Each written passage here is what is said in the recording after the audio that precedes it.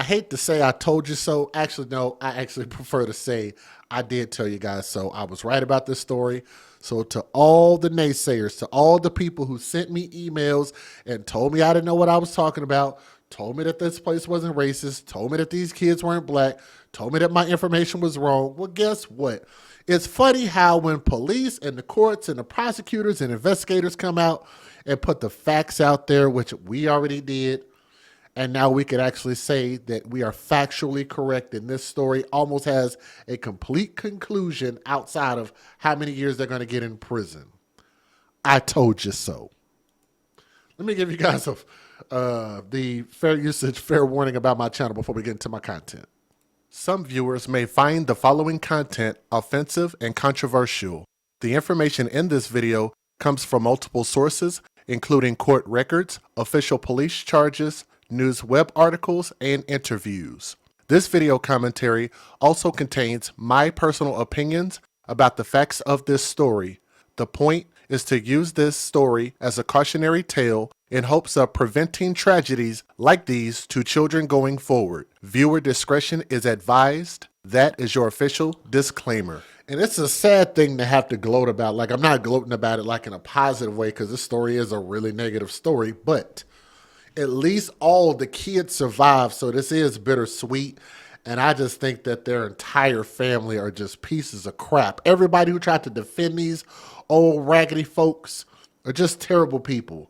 And I'm getting this update from WCHSTV.com. So thank you for the article and thank you to everybody who supported us through this journey of following this saga, okay?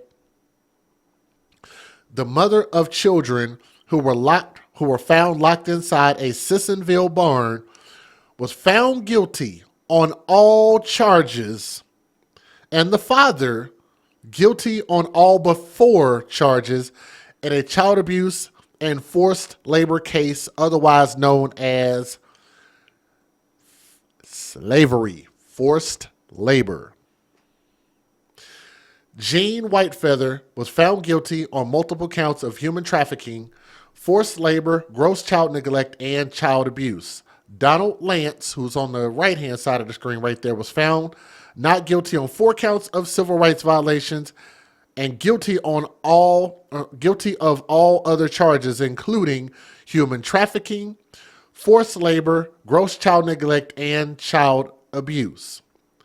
I think when Mr. Lance testified, he communicated through his verbal and nonverbal cues that it's made very clear to the jury that he had a good relationship with the kids and race never came into his mind when making a decision, Lance attorney John Belinovich said. Whatever, I can't say his last name. Lance and Whitefeather did not visibly show much emotion in the courtroom, as prosecutors say Whitefeather now faces up to 215 years in prison, and Lance is looking at the max of 140 years in prison. And I hope that they get every bit of that. Shout out to everybody in the chat. If y'all are listening, please hit that thumbs up. If you're listening, much love. I see y'all. Thank you. I think they're upset, but they understand that the jury heard all the evidence, Whitefeather's attorney Mark Plant said. I think it's fair to say they are upset, but look forward to continuing with the criminal process. There's an appeal process that they look forward to. And like I said, it's understandable that they're upset, but they also understand that they had their day in court. Now, the Kanawha County jury reached the verdict at 4:45 p.m. Wednesday after 8 hours of deliberation. The verdict, considered historic, as Assistant Prosecutors Madison Tuck and Christopher Krenovic, who worked on this case, explained throughout that this was the first time in the state's history human trafficking charges have been brought forward and now convicted at the circuit court level. This is the first time human trafficking statutes have been charged in West Virginia, we believe, Krenovic said. The civil rights violations aren't charged very often in West Virginia. They're tough cases to prove, and we appreciate the help that we got everybody on the team and also in the office. The couple was arrested on October 2023 after the oldest 2 children were found locked inside of a shed in Sissonville, West Virginia. There's some partial pictures. You can kind of see the kids a little bit, but we're not going to show their faces. They were charged following an investigation into the treatment of the couple's 4 adopted black children. And I had some lady with the audacity to email me and not know what the F she was talking about, trying to tell me, how do I know that the kids are black? That's not correct. And that information is wrong. And I'm like, how do you know this? I've read multiple articles, and I knew from the jump that I had this information correct. And now we got the pictures to prove it. And now all of a sudden people are just like, well, stop replying to me. Stop emailing me. And I'm like, well, you emailed me first. I think I have the right to let you know that you were wrong and that you lied and that you owe me an apology for making it seem like I got my facts wrong. Very rarely can anybody come to my channel and tell me what I've said that is factually inaccurate. I might have said some stuff that hurts your feelings. I might have said some stuff that's not funny. But rarely will I say something that is not factually accurate. And this case proves it. Yes, I'm gloating. Adopted black children. Whitefeather and Lance moved to West Virginia from Washington State when neighbors began making reports to Child Protective Services claiming children were being forced to do farm labor on the property, which they were. They were convicted. Detectives with the Kanawha County Sheriff's Office reviewed thousands of hours of surveillance footage recovered from the cameras at the home, which showed the children standing for hours at a time, sleeping on the floor, and using a portable toilet. Prosecutors worked to convince the jury the adoptive couple abused the 5 black youth ranging in age from as young as 5 years old all the way up to age 16 years old due to their race. While the defense portrayed overwhelmed parents with traumatized children who made poor parenting decisions. A forensic technology expert from the West Virginia Fusion Center was asked to comb through the text messages exchanged between Lance and Whitefeather. Some messages referred to the adopted children as monkeys and pigs. That is on record as a fact. If you treat these children like slaves and call them derogatory names, including monkeys and pigs, as if they're subhuman, that sounds like racial to me. That sounds like slavery to me. These innocent babies that were failed by their own biological parents to even end up in this situation, and they end up in the hands of these assholes. The couple were accused of physically abusing the children.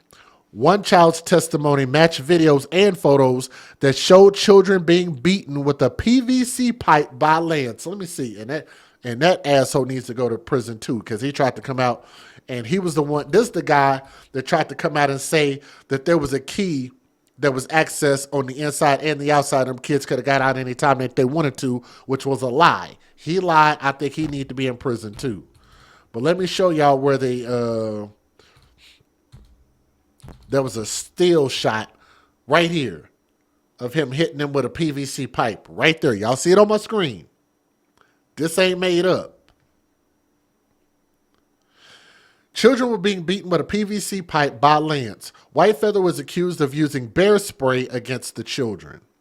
The children's diet consisted mostly of peanut butter sandwiches, according to their testimony, and I believe the kids. PVC pipe, it's a hard combination of plastic and something else. I don't know. Really, really hard plastic. The plastic pipes, you know, like the piping that they use for your house and stuff, that's PVC pipe. Some of the testimony focused on the 14-year-old who did not testify. The teen suffers from severe mental illness and is receiving full-time psychiatric care. Whitefeather and Lance testified that the boy became aggressive after reaching puberty, and the couple outlined struggles to get him professional help. Lance said that the move to Sissonville was partially due to the proximity to a mental hospital. I don't believe that either. A behavioral health center was minutes away from the couple's house, but Lance told prosecutors he only made calls and never arranged a visit for the teen. The jury viewed text messages between the couple referring to the boy as PB, which Whitefeather said stood for P-boy, P-brain, and psycho boy.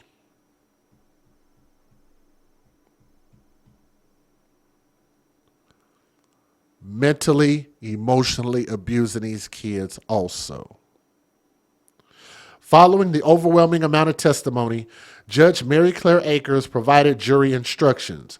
Each side was provided with an hour for closing arguments prior to deliberations. If y'all want to look up that, all the court stuff is there. It's too much to go through, but we'll show you the ending portion of it. The county prosecutor's office held a press conference shortly after the conviction to discuss the trial. The most important aspect of all of this are the children involved.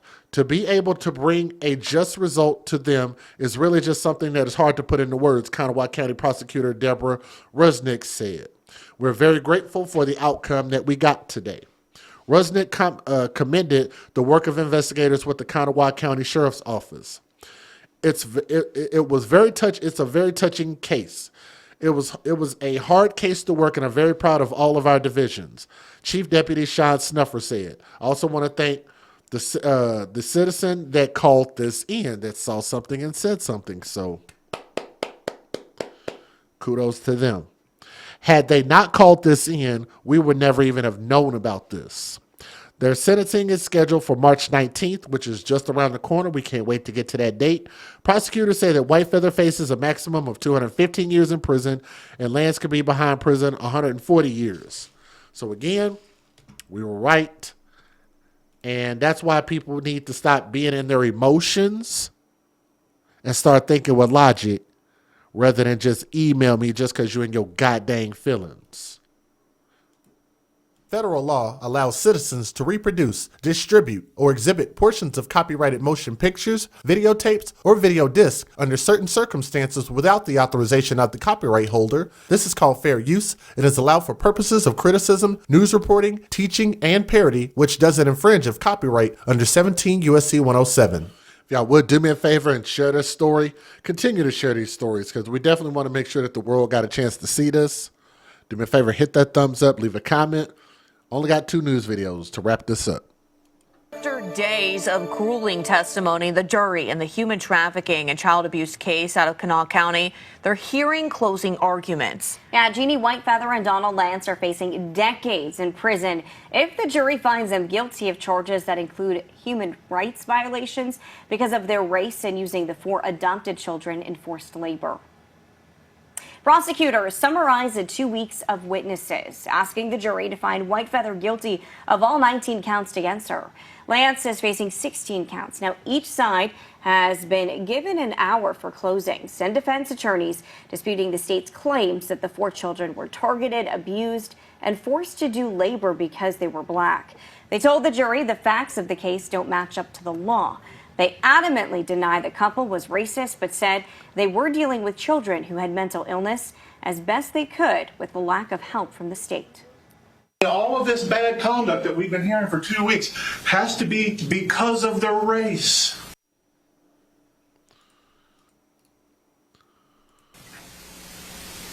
Because of poor parenting or mental illness issues or handling mental issues poorly. It has to be because of the race.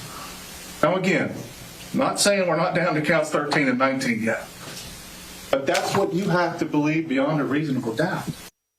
I want to remind you, defendant Whitefeather and defendant Lance made a bet when they chose to move to Sissonville, West Virginia. They bet that people of West Virginia would not care if they mistreated their black children right out in front of the world. I ask you to prove them wrong. Now, the jury will begin deliberations first thing tomorrow morning. Thanks so much for watching. Here's another video.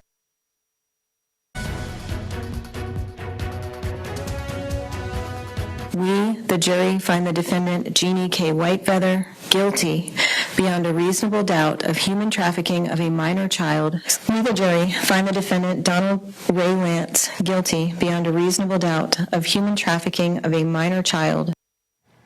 Well, first tonight, a historic verdict after a more than 2-week-long trial.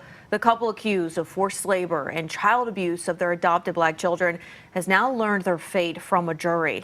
Now, this was a split verdict, meaning it was not a straight guilty or not guilty for both of the defendants, Donald Lance and his wife, Jeannie Whitefeather. Yeah, let's take a look at really all of those counts. So what we know, Whitefeather was found guilty of all 19 counts against her. You can see them right here on your screen: human trafficking, civil rights violation, forced labor. The jury did find that Lance was not guilty of 4 civil rights violations that they deemed Whitefeather was guilty of. And when it came to child abuse, there were more charges for Whitefeather because of an incident involving spraying the adopted children with bear spray, which Lance was not charged with. Anna Saunders has been following this case for us all along. She has reaction tonight from attorneys on both sides on this historic trial and verdict. We, the jury, find the defendant Jeannie K. Whitefeather guilty beyond a reasonable doubt of human trafficking. We, the jury, find the defendant Donald Ray Lance guilty beyond a reasonable doubt of human trafficking. For the first time in West Virginia history, human trafficking charges and now convictions handed down to both Jeannie Whitefeather and Donald Lance. Kanawha County Assistant Prosecutors Chris Kravaniak and Madison Tugg, who worked this case, say this is something that has never happened before at the state level. First time the human trafficking statutes have been charged in West Virginia, we believe, and the civil rights violations aren't charged very often in West Virginia. They're tough cases to prove, and we appreciate the help we got from everybody on the team and also the office. Whitefeather and Lance not visibly showing much emotion in the courtroom as prosecutors say Whitefeather now faces up to 215 years in prison. Lance looking at a max of 140. I think they're upset, right? I mean, but they understand that the jury heard all the evidence. I think it's fair to say they are upset. But they look forward to continuing with the criminal process. There's a sentencing, there's an appeal process that they look forward to. And like I said, it's understandable that they're upset, but they also understand that, they had their day in court. This case all stemming from the October 2023 discovery of 2 of their adopted black teens locked in a shed in Sissonville, about 5 months after they moved here from Washington State. Investigators later uncovered more evidence, including videos, pictures, text messages, that the jury got to see that it was not just the teens, but also their adopted 11-year-old son and 9-year-old daughter victimized too. The home surveillance videos from cameras Whitefeather and Lance kept on the kids, showing the 5 days leading up to the shed rescue, where the kids would be forced to stand all day, sleep on the floor, take no baths, only allowed to eat peanut butter sandwiches. 2 months before they were locked away, they could be seen by neighbors working and standing in the yard at all hours. Once the neighbors started sounding the alarm, the kids spent most of their time inside, too, in the shed. But perhaps the most compelling part of the trial was when 3 of the children victims testified in this case against Whitefeather and Lance, detailing years of abuse, neglect, racial comments, and isolation. Really hard for an adult to take the stand and testify against a stranger. I can't imagine the courage it took for a child to take the stand and testify against someone who, at one point in their life, they considered a parent. In a rare move, both Whitefeather and Lance testified in their own defenses in this case, denying the allegations against them.